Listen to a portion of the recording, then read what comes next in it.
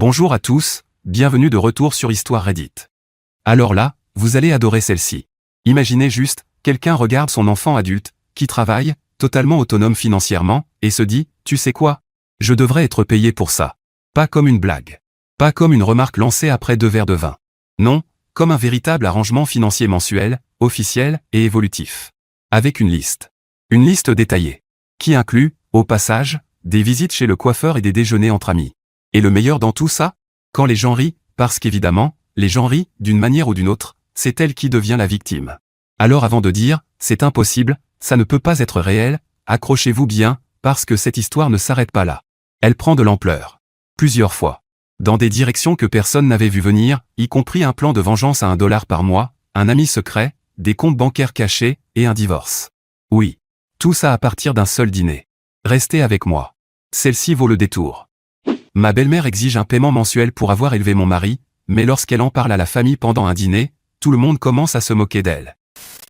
Je possède une entreprise que j'ai créée à partir de rien il y a 7 ans.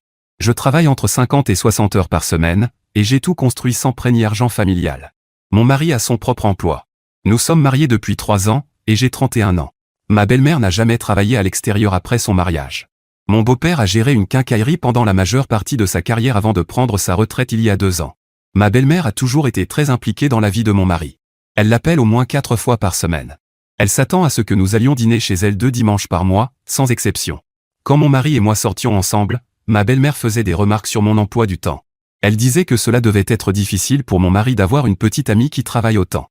Elle m'a demandé si je comptais continuer à travailler après le mariage, alors je lui ai expliqué que mon entreprise était importante pour moi. Elle a souri mais n'a rien dit de plus ce jour-là. Après le mariage, ses remarques ont légèrement changé. Elle a commencé à dire qu'elle avait consacré sa vie à élever mon mari et ma belle-sœur. Elle disait ne pas comprendre les femmes modernes, car elle ne comprenait pas le sacrifice que représente le fait de se consacrer à sa famille, qu'il était difficile d'investir tout en ses enfants sans rien attendre en retour. Il y a 6 mois, nous sommes allés dîner chez elle un dimanche.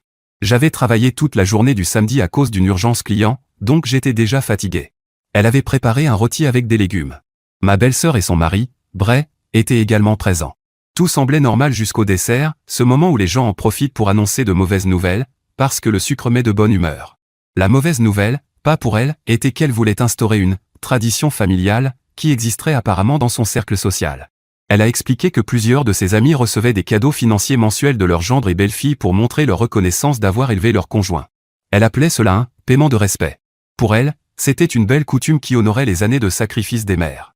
J'ai commencé à rire, parce que cela me semblait tellement ridicule, même venant d'elle. Elle s'est mise à tousser pour me faire arrêter, car elle n'aimait pas que je me moque de sa proposition, même si elle méritait clairement d'être moquée. Elle a dit qu'un montant modeste, comme 2 cents $ par mois, serait approprié. Ce n'était pas une question d'argent, mais de reconnaissance pour avoir fait de mon mari l'homme qu'il est aujourd'hui. J'ai encore plus ri. Elle m'a demandé d'arrêter, car son amie recevait 300 $ et qu'elle me faisait une réduction. Une autre amie ne recevait pas seulement de l'argent, mais aussi des cadeaux totalisant environ 500 $. Donc 200 $ étaient, selon elle, tout à fait raisonnable. Mon mari lui a demandé d'abandonner le sujet pour que nous puissions terminer le dîner tranquillement, en disant que cette tradition était ridicule et de ne plus en parler. Le reste du repas s'est déroulé dans un silence pesant, mais au moins le dessert était bon. Je ne sais pas si c'est une caractéristique des personnes prétentieuses ou si j'ai simplement eu la malchance d'avoir une belle-mère qui cuisine bien mais qui est narcissique.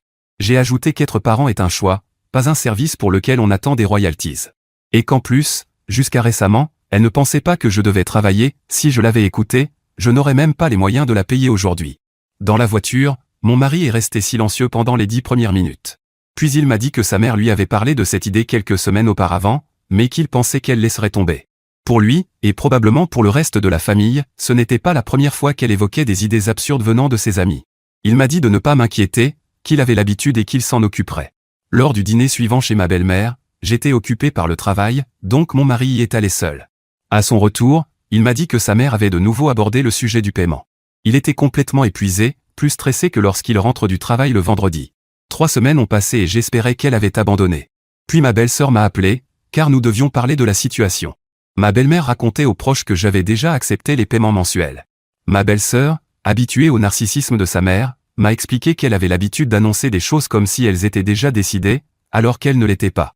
Elle faisait cela pour créer une pression sociale et rendre plus difficile un refus par la suite. Elle l'avait déjà fait auparavant. Je lui ai demandé si elle avait demandé à son mari ce genre de paiement de reconnaissance, mais évidemment non, elle n'exigeait cela que de moi.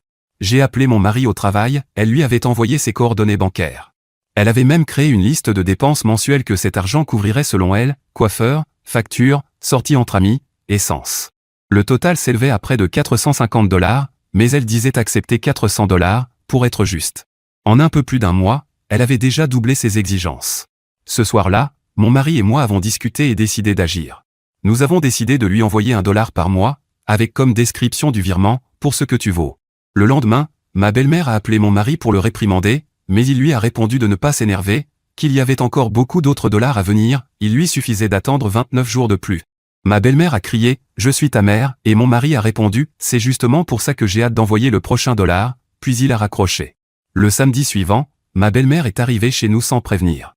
Elle m'a poussé pour entrer dans le salon et s'est assise.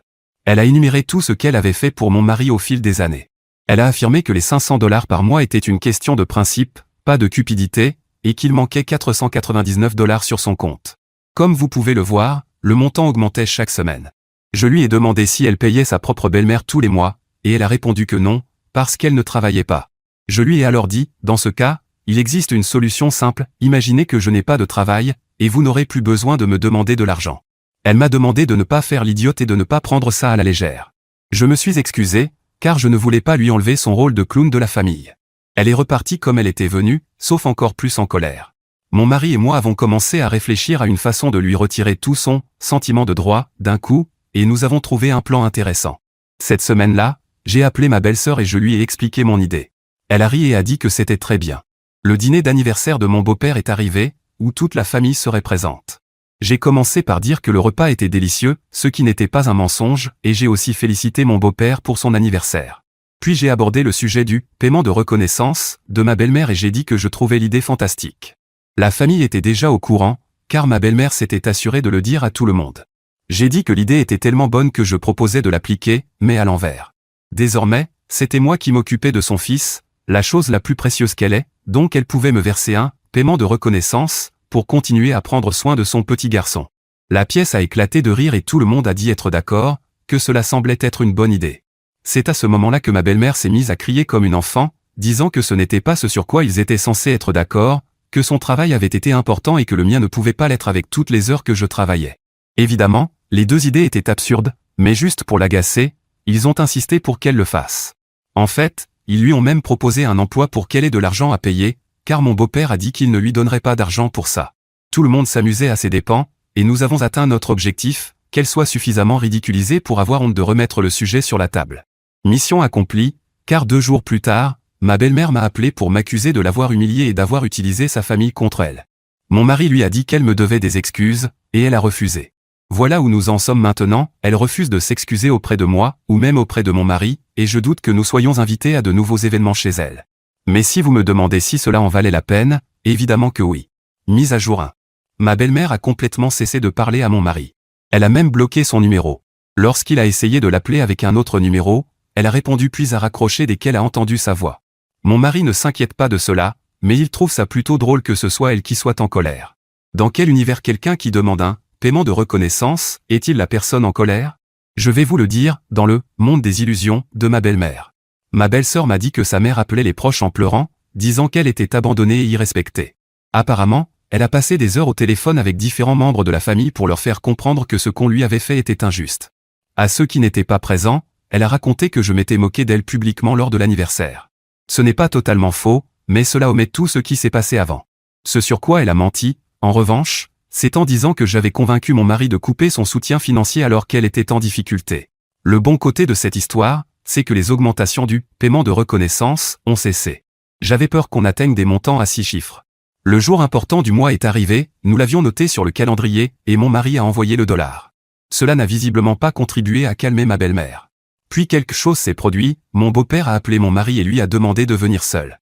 Mon mari y est allé le samedi après-midi. Il est revenu 3 heures plus tard. Mon beau-père lui a montré ses relevés bancaires. Au cours des 8 derniers mois, ma belle-mère avait retiré de l'argent liquide par tranche de 2 cents à 5 cents $ toutes les quelques semaines. Le total atteignait près de 6 000 $. Mon beau-père s'en est rendu compte lorsqu'il a entendu ma belle-mère dire qu'ils avaient des difficultés financières. Cela a éveillé ses soupçons et il a commencé à examiner les comptes. Ma belle-mère a affirmé que cet argent servait aux dépenses du foyer. Mais les chiffres ne correspondaient pas. Il l'a confrontée plus fermement. Finalement, elle a admis qu'elle prêtait de l'argent à son amie Déborah, l'une de celles qui recevait cette pension, inventée par ce groupe de belles-mères riches et prétentieuses. Déborah traversait un divorce et avait besoin d'aide pour les frais juridiques et les dépenses courantes. Ma belle-mère a dit qu'elle ne pouvait pas abandonner une amie en crise. En réalité, Déborah ne recevait aucun paiement de reconnaissance, même avant son divorce. Mon mari a demandé à son père pourquoi il lui racontait tout cela. Mon beau-père a répondu que c'était parce que ma belle-mère avait demandé de l'argent mensuel à mon mari tout en donnant ses économies à son ami. Il a également dit que ma belle-mère se plaignait de moi auprès de Déborah depuis des mois. Apparemment, c'est Déborah qui avait suggéré dès le départ l'idée du paiement mensuel, même si elle-même n'en recevait aucun. Mais, à la surprise de certains sur Reddit, Déborah détestait aussi sa belle-fille parce qu'elle ne correspondait pas aux attentes de son fils. Ma belle-sœur m'a appelé 4 jours après que mon mari ait parlé à son père. Elle était contrariée parce que ma belle-mère avait lancé une nouvelle campagne. Comme l'approche directe avait échoué, elle racontait maintenant à des membres éloignés de la famille que mon mari et moi l'empêchions de voir ses futurs petits-enfants. Ce qui est impossible, puisque nous ne prévoyons même pas d'en avoir pour le moment. Mon mari a décidé d'envoyer un message, diffusé, à la famille élargie. Ce n'était pas un groupe, mais le même message envoyé à chacun.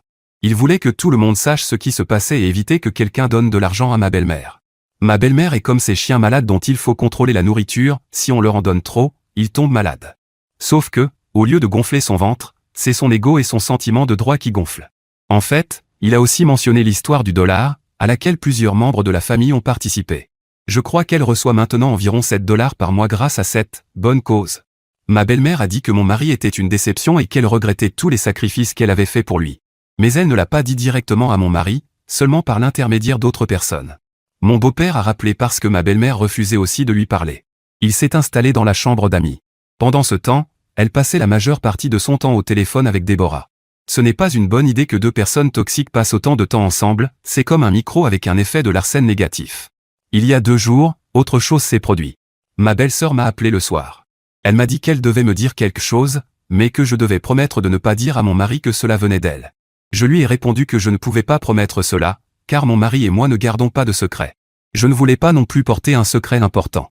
Je ne voulais pas l'entendre si je ne pouvais pas en parler avec mon mari. Elle a dit, d'accord, mais sois prudente avec cette information. La mère de Bray, donc sa belle-mère, a pris un café avec ma belle-mère la semaine dernière. Elle a dit à ma belle-sœur que ma belle-mère semblait différente ces derniers temps. Elle parlait constamment d'argent et de respect. Puis, ma belle-mère a essayé de convaincre la mère de Bray de demander des paiements mensuels à ma belle-sœur. La mère de Bray a ri et a dit non, ce que ferait toute personne normale face à une telle idée. Ma belle-mère a alors suggéré qu'elle devrait peut-être instaurer cette tradition pour enseigner le respect aux plus jeunes. Petite précision, c'est une femme de 58 ans, encore relativement jeune, elle n'est pas sur le point de mourir demain, malheureusement. La mère de Bray a trouvé cela absurde et lui a dit que les parents ne font pas payer leurs enfants pour les avoir élevés. Encore une fois, tout selon le protocole des personnes prétentieuses. Maintenant vient la partie qui pourrait contrarier mon mari, et ma belle-sœur ne voulait pas ajouter plus de drame. Mon mari était déjà perdu, pour sa mère, je l'avais déjà trop empoisonné, mais il restait encore du temps pour sa sœur. Ma belle-sœur ne savait pas comment il réagirait. J'ai tout raconté à mon mari. Il était en colère à cause de la façon dont sa mère parlait de lui, mais il ne l'a pas pris aussi mal que sa sœur le pensait.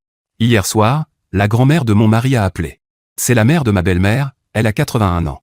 Elle n'appelle pas souvent, car elle souffre d'arthrite et a du mal à utiliser le téléphone. Quand elle appelle, c'est qu'il se passe quelque chose de sérieux. Comme quand la télévision ne fonctionne pas bien et que son feuilleton va commencer. Ou quand il y a un drame familial, souvent déclenché par sa fille, curieusement. Elle voulait que mon mari lui explique ce qui se passait avec sa mère. Elle ne rate pas son feuilleton, mais elle peut manquer quelques épisodes du drame familial. Mon mari lui a raconté toute l'histoire du début à la fin. Elle a écouté sans interrompre, mais quand il a terminé, elle a demandé que je sois mise sur haut-parleur aussi. Elle a dit mot pour mot, ou du moins ce dont je me souviens, je ne l'ai pas bien élevé, il lui a manqué quelques fessées. Il faut se rappeler que c'était une autre époque. Puis elle a continué, quand elle a épousé mon gendre, elle s'attendait à un certain niveau de vie que son salaire ne pouvait pas offrir. Pourtant, je ne lui ai jamais appris à ne pas travailler. À mon époque, il n'était pas courant pour une femme de travailler, mais à la maison, il y avait toujours des choses à faire, comme traire une vache ou ramasser des œufs. Mais cela ne lui est jamais resté, c'est pourquoi elle n'était même pas utile comme femme au foyer. Ma belle-mère avait déjà tenté le même système de paiement mensuel avec ses propres parents il y a 15 ans. Elle avait besoin d'argent et leur avait demandé 300 $ par mois en le cachant à mon beau-père.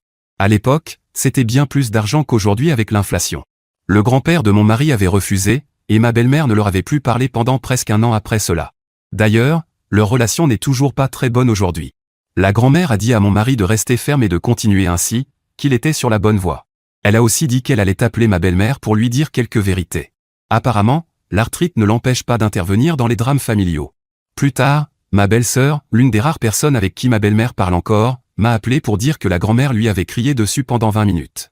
Cela aurait duré plus longtemps, mais quand la musique d'introduction de son feuilleton a commencé, elle a dû arrêter.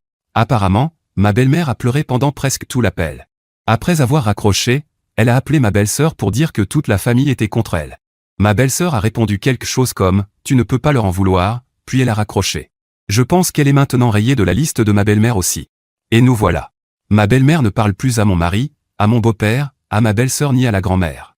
Elle a bloqué tout le monde sur son téléphone, et elle a peut-être aussi bloqué ma belle-sœur. Mon beau-père dit qu'elle sort tous les jours pour passer du temps avec Déborah. Il réfléchit à ce qu'il doit faire de son mariage si cela continue. D'accord, attendez une seconde. Donc cette femme, qui distribuait des milliers tout en réclamant des centaines, jouait la comédie des difficultés financières tout en finançant discrètement la vie de quelqu'un d'autre. Et la personne qu'elle vidait ? Son propre mari, qui a travaillé toute sa vie à gérer une quincaillerie. Voici la vérité dérangeante. La grand-mère l'a dit de la meilleure façon, sans même se rendre compte de la profondeur de ses mots, elle a dit que la belle-mère s'était mariée en s'attendant à un certain style de vie qui ne pouvait pas être offert. Et quand ça n'a pas été le cas, elle a simplement continué à tendre la main. À s'accrocher. À l'argent, au contrôle, à la validation, à quelque chose qui pourrait combler ce vide en elle. Et Déborah, cette amie, a vu ce vide et l'a exploité. Parce que c'est ce qui arrive quand quelqu'un est à ce point désespéré de se sentir utile et important. Il devient la cible la plus facile dans la pièce. La belle-mère n'est pas seulement quelqu'un d'exigeant. Elle est seule, d'une manière que l'argent n'aurait jamais pu réparer. Et c'est vraiment triste. Bon. Revenons à l'auteur du post. Mise à jour 2. Mon beau-père a demandé une séparation légale il y a 3 semaines. Il a découvert encore plus de mensonges de la part de sa femme et s'engage sur le chemin qui mène à la grande étape. Ma belle-mère avait ouvert une carte de crédit à leurs 2 noms et y avait dépensé $8 000, principalement en avance de fonds. Quand mon beau-père lui a demandé où était passé l'argent, elle a répondu que cela ne le regardait pas. Mon beau-père a engagé un avocat. Celui-ci lui a conseillé de protéger sa pension et ses économies en séparant légalement leurs finances. Il a donc déposé une demande de séparation, et probablement ensuite une demande de divorce. Ma belle-mère a reçu les papiers à la maison pendant que mon beau-père jouait au golf. Elle a appelé mon mari en criant, après l'avoir probablement débloqué. Mon mari l'a mise sur haut-parleur. Elle m'a accusé d'avoir détruit sa famille. Et quand elle a dit cela, j'ai répondu « Bonne journée, belle maman ». Elle a continué à parler mal de moi tout le temps, me rendant responsable de tout, mais j'ai arrêté de l'écouter parce que je suis allé dans la cuisine me faire des toasts. Mon mari lui a dit qu'il raccrocherait si elle ne s'arrêtait pas. Elle a continué, et il a raccroché. Mon beau-père a dit à mon mari que ma belle-mère pouvait rester dans la maison pour l'instant, mais qu'ils vivaient désormais complètement séparés. Ma belle-mère passe ses journées à parler avec Déborah et à pleurer. Ma belle-sœur a rendu visite à ses parents séparément pendant cette période. Elle a vu ma belle-mère en premier, donc elle n'est pas sur la liste noire. Là, ma belle-mère a avoué à quoi avaient servi les $8 000 dépensés en 2 mois. Déborah avait besoin d'aide pour la caution et le premier mois de loyer lorsqu'elle a emménagé dans un nouvel appartement. Elle avait aussi besoin d'argent pour réparer sa voiture et acheter des meubles. Pour ma belle-mère, c'était des besoins légitimes. Ma belle-sœur lui a demandé si elle réalisait qu'elle avait détruit son mariage pour aider une amie qui devrait régler ses propres problèmes. Ma belle-mère s'est mise à pleurer et lui a demandé de partir. Ensuite, ma belle-sœur a parlé à mon beau-père. Il ne semble pas trop affecté par la séparation, je pense qu'il sait que c'est nécessaire. Il ne veut pas qu'elle dépense tout son argent de retraite pour aider ses amis. Puis, ma belle-sœur a découvert quelque chose qui a empiré la situation.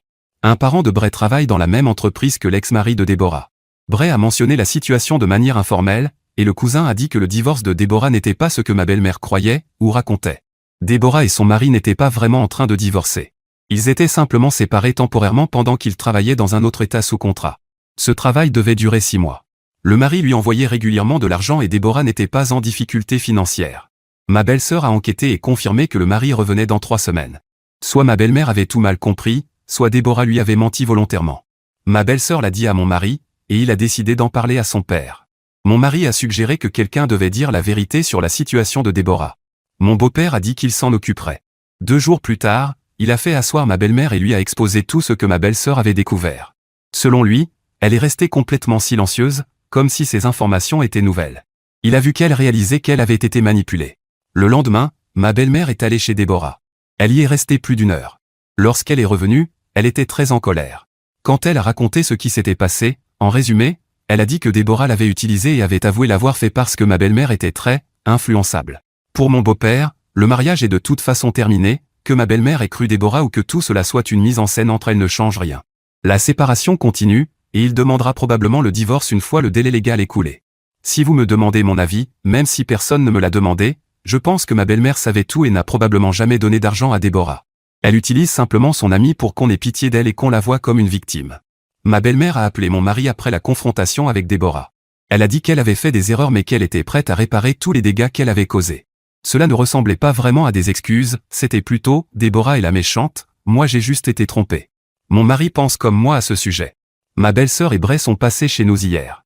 Ma belle-mère raconte aux gens que mon beau-père l'a abandonnée, alors que, selon elle, c'est elle la victime. Mon beau-père prévoit de vendre la maison lors du divorce et de partager l'argent.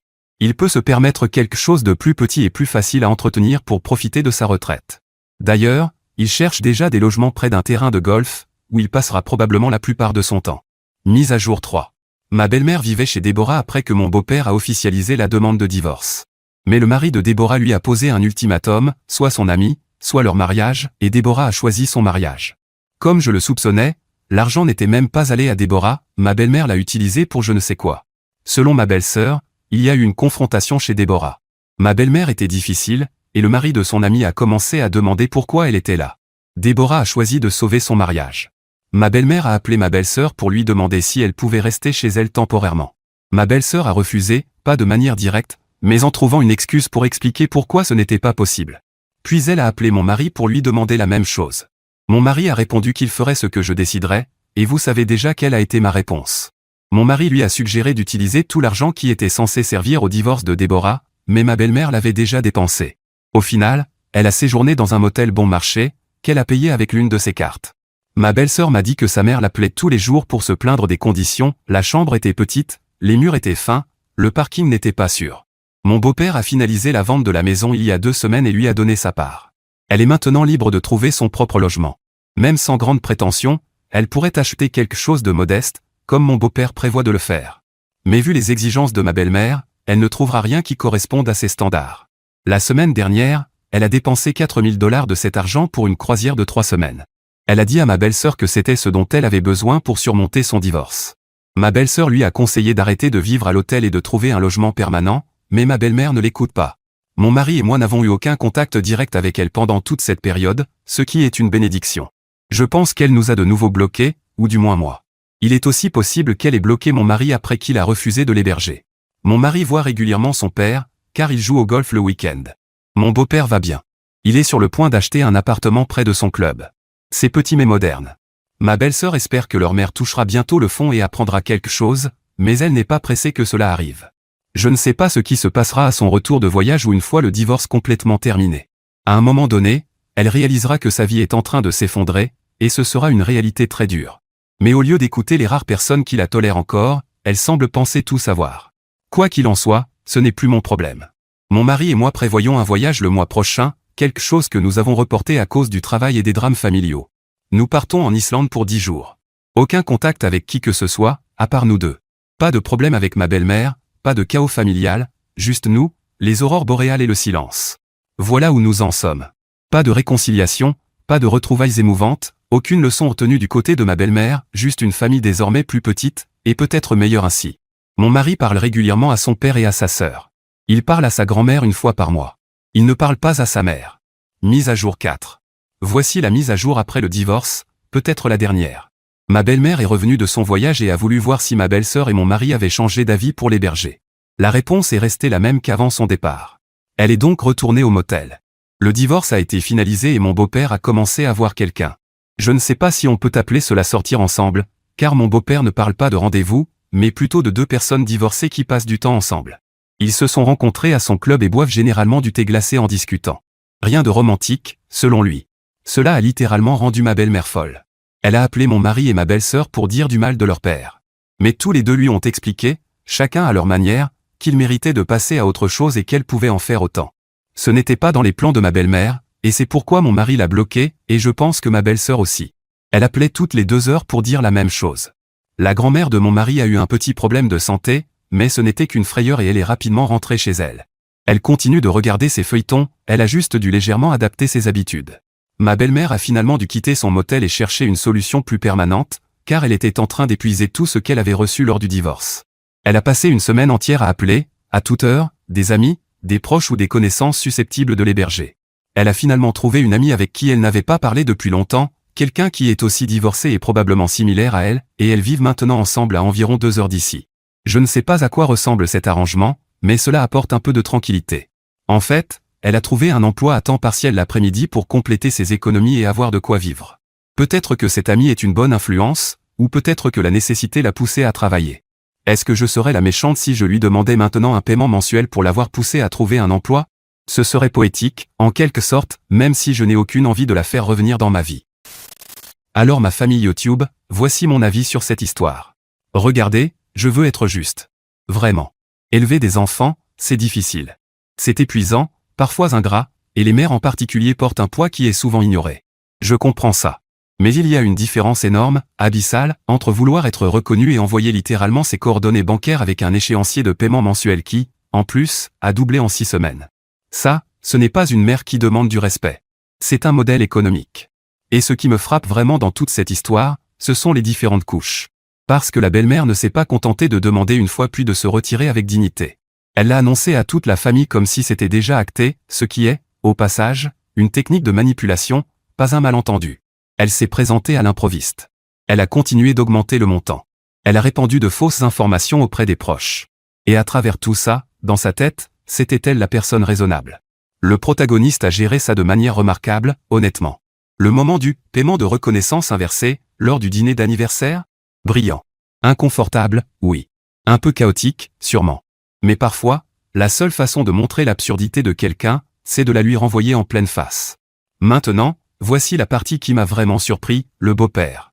Cet homme a discrètement découvert 6 000 $ manquants, puis 8 000 $ sur une carte de crédit, a fait tous les liens, et a pris une décision sur sa vie avec plus de lucidité que la plupart des gens dans la trentaine. Son histoire se termine avec des week-ends de golf, un appartement près de son club, et du thé glacé avec quelqu'un de nouveau. Honnêtement, tant mieux pour lui. Et Déborah, toute cette situation était une histoire dans l'histoire. Est-ce que la belle-mère a réellement été manipulée ou est-ce qu'elle avait simplement besoin d'un récit pour s'en sortir? On ne le saura jamais vraiment. La leçon ici, et il y en a une vraie, c'est que le sentiment de droit ne surgit pas du jour au lendemain. Il se construit lentement, se nourrit du silence, et grandit quand les limites sont absentes. Le moment où cette famille a cessé de l'alimenter et a commencé à le lui renvoyer, toute l'illusion s'est effondrée. Posez vos limites tôt. La table du dîner n'est pas l'endroit pour découvrir que quelqu'un pense que vous lui devez un salaire mensuel. Alors, les amis, qu'en pensez-vous? Dites-moi ça dans les commentaires ci-dessous. Et merci d'avoir suivi cet épisode de Histoire Reddit. N'oubliez pas de liker et de vous abonner. À la prochaine.